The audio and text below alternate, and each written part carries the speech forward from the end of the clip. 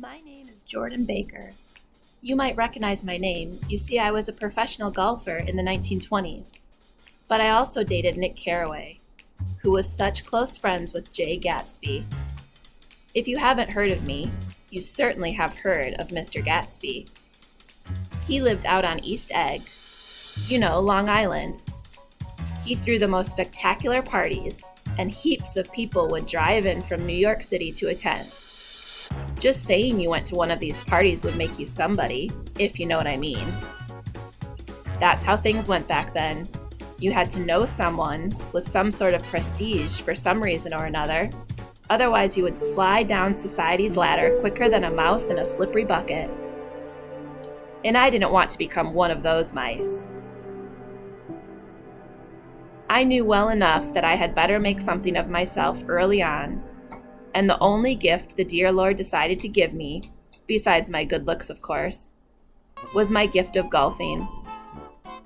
You see, most of us who moved up here from Kentucky, we came from what folks like to call old money. Daisy, for example, she's my best friend. She is the apple in her daddy's eye. She married well, of course, and doesn't need financial assistance of any kind. But if she did, it would be there. Loads of it. My story is a little different. My mama taught me to speak clearly early on and to look into a man's eyes when he was talking to me. The other girls were taught to look down and blush. I think Mama knew my daddy wasn't straight in all his ways. He taught me to golf, of course, and I'll always be grateful to him for that. But he was cruel and cold and distant. I knew he wished I were a son. In fact, with every cocktail on 18 holes, his coaching got messier and his truth got louder. He figured I'd never amount to much, and he's the one who showed me how to bend the truth with my swings, if you follow. By the time I got to East Egg, Daddy had left me and Mama with almost nothing. No one knew about that part of my story, and I didn't want to spread it around.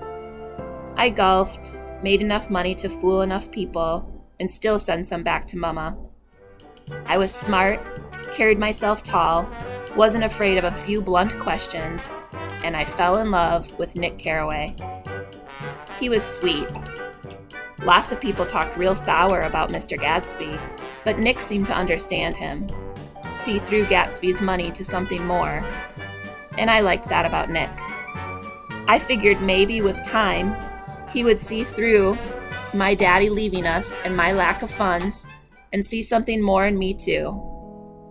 But it didn't work out that way, as it often doesn't. Nick caught wind of the rumors that I would occasionally miscount my swings on the greens, and he lost respect for me. We continued to date, but he never looked at me in a way that made me believe he loved me. He could see through Gatsby's money, even Gatsby's lies. But I guess the rules of a dishonest society don't apply for women.